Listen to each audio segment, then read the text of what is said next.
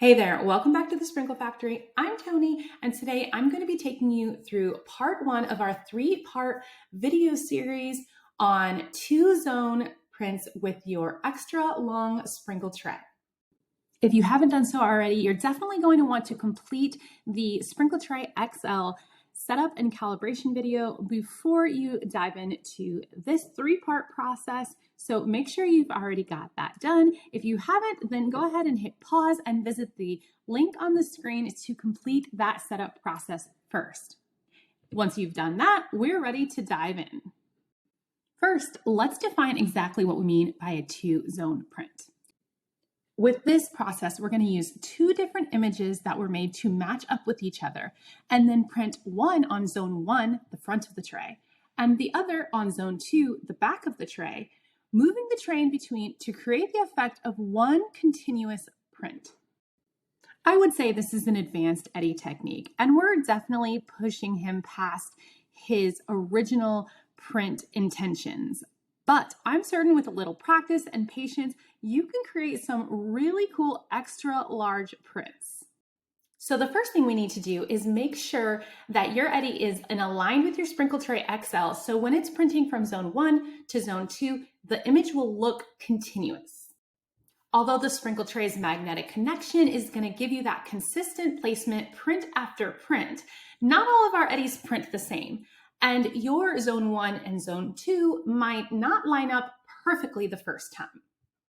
You might find that you have a slight gap between your two prints, you have an overlap between your two prints, a slight shift to one side, a slant to your printing, or a combination of a couple of them.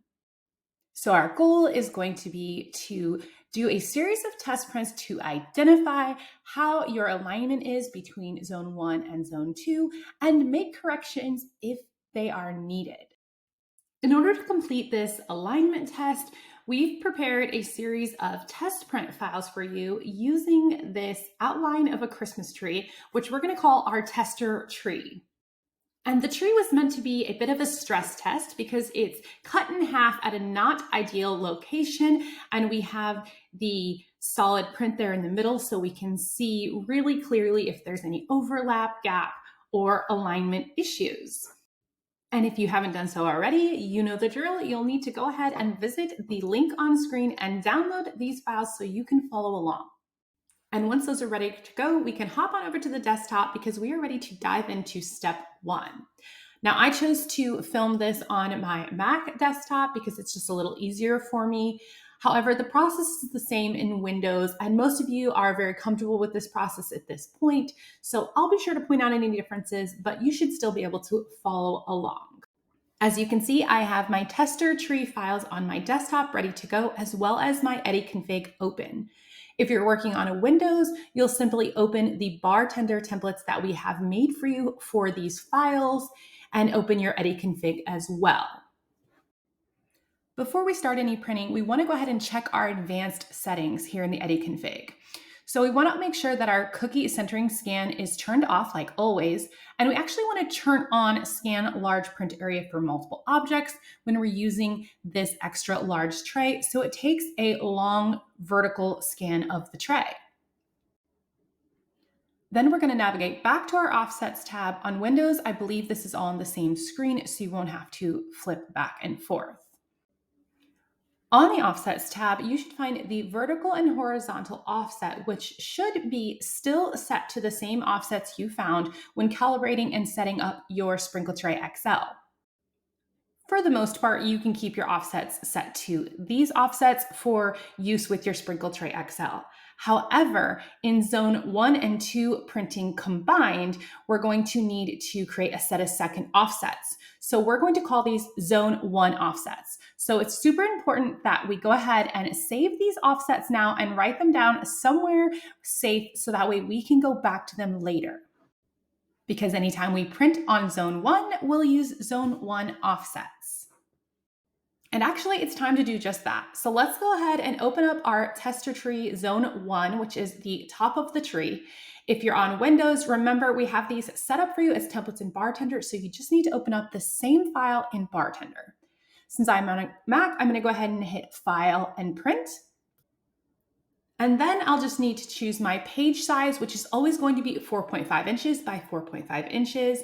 And I always turn off auto rotate. And for my quality here, I like to set it at high quality when I'm trying to test something like this. And I set my saturation around 40. Again, we already have that saved for you in Bartender. So if you're a Windows user, you don't need to mess with this part. And it looks like we're good. So we're gonna go ahead and send this file to Eddie, and then we'll hop on over to Eddie where I'm going to place my Sprinkle Tray XL on the front zone here and hit print so he can print this zone 1 top of our tester tree. And just a reminder, we're printing zone 1, so we're still using those zone 1 offsets that we first established. Let's speed him up a bit here. And once he's finished printing the top of the tester tree, we can hop back over to the desktop and send the zone 2, the bottom of the tester tree, to Eddie the exact same way. For this first print, we're going to go ahead and leave our offsets so we can figure out what adjustments need to be made. Once we're back over to Eddie, we just need to move our sprinkle tray to the zone 2 position and hit print. So Eddie can start printing the bottom half of this tree. Now you'll see that it's taking the tray back and forth here, and that's because we turned on the scan large area for objects. I don't think I said that right, but you know what I mean. Eddie takes the tray back and forth and takes multiple vertical scans, if you will, which has actually really helped for this longer tray. And you can see as it's printing zone 2 here that I have a small gap and a shift to one side between the two prints. This is because my Eddie has always printed at a slant, which doesn't cause a big issue really ever until I push it to print 9 inches in one continuous print. So that's exactly what this process was designed to clean up. We're going to now move on to step 2, where we're going to adjust only zone 2 so it lines up better with zone 1. Now, if you are lucky and your first test print comes out perfect, you can actually end your testing right here. You are good to go. You can use zone 1 offsets for all of your printing.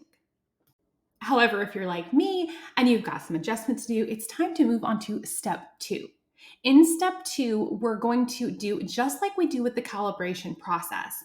We're going to print a series of different color tester tree bottoms and adjust the offsets in between using the plus and minuses printed on the tray to help us guide those adjustments.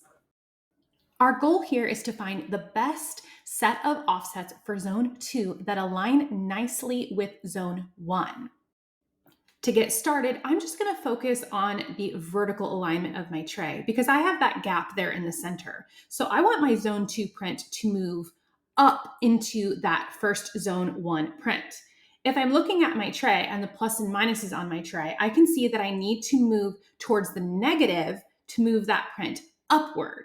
So I'm going to take away from my offset. I know this is the part that gets everybody confused. So since I'm starting at 63, I'm just going to guess here, but I'm going to move mine to about 55 to move it up.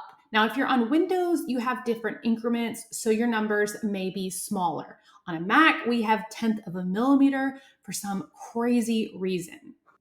And now that those offsets are changed, I'm going to go ahead and print the blue version of the tester tree bottom right on top of my first print. So you'll see Eddie's going to print the blue tester tree right on top of my first mint version of the tester tree.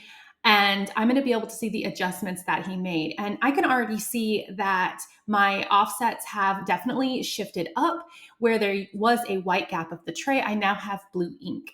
As a matter of fact, I think I might have overshot it and went a little bit too far because there's the tiniest bit of overlap. So I think they'll back that up. And I think we'll go ahead and adjust the horizontal as well now too. So I'm actually going to bump this to 58 to move it down just a tiny bit. And then I'm going to go ahead and move my horizontal. So I need to move it to the left, which means I need to increase this number. So I'm going to change it to 13 because I need to move about a millimeter. So once this is set, I'm going to go ahead and move on, and I'm going to print one more test print, which is going to be this orange tester tree. And we're back over at Eddie, where he's going to print this orange tester tree right on top so we can see the adjustments. We also have a red one so we can test one more time without having to rinse off the tray if we need. However, I can already tell I am pretty happy with that adjustment. It looks pretty good. So I think I got lucky here. If you need to do another round, don't worry, you can always rinse off and start over. Just don't forget to always use your zone 1 offsets when printing the top of the tree. And when you're feeling pretty good about your alignment between the two prints, you want to take a pause and write down those offsets that you are most happy with. These are going to be your zone 2 offsets. Remember, we're only going to need to use this in this very specific method of 2-part printing. Which means it's time for step 3, where I'm going to print one last test alignment print of the tester tree, and I'm going to print zone 1 with zone 1 offsets, and then zone 2 with zone 2 offsets. And this time we should get one nice continuous print. So let's do this one continuous zone 1 and zone 2 print from start to finish. First, I'm going to go ahead and make sure my offsets are set to my zone 1 offsets. These are my original offsets for my Sprinkle Tray XL. Then I'm going to go ahead and send this zone 1 print to Eddie again. And I'm going to place my Sprinkle Tray XL on the front of the Sprinkle Tray at zone 1. And basically, we're where we were when we first started with our tester tree top printed on zone 1 with our zone 1 offsets. So as Eddie finishes up here, we can move on to zone 2, where I will need to first now enter my zone 2 offsets. These are the numbers that we just found and wrote down as zone 2. So I'm going to change this to 58 and 13 and make sure it's set. Then I'm going to go ahead and reprint one more time the bottom of this tester tree and cross our fingers that we're flawless here. And one last time, I'll move my tray to zone 2 and tell Eddie to print. And right away here, we're going to see if we've got this right as Eddie gets started on this second half of the print. So it's looking pretty darn good. I don't think I could ask for much better than that. I have no gap, no shift. So I am super happy with that. And these are going to be my final offsets that I take note of for future 2-zone printing. So at the end of this process, you should now have your offsets for both zone 1 and zone 2 for use when printing aligned 2-zone prints. And we will be using this same process. So now you've got lots of practice for actually printing onto the cookie, just like we did onto the tray of print, adjust, print, adjust. In the future, it is my wish that Eddie can print up to 9 inches, one continuous print. But until then, we have this process to work for us. Primera, if you're listening, in the very least, we'd love to be able to save these offsets in the Eddie config so we can switch back and forth easily, not just for the 2-zone prints, but for different trays and accessories. So that's it for today, guys. I hope you guys learned a lot and you're excited for the next part where we're going to teach you how to split images that you're working with to print on 2-zone prints. Bye for now.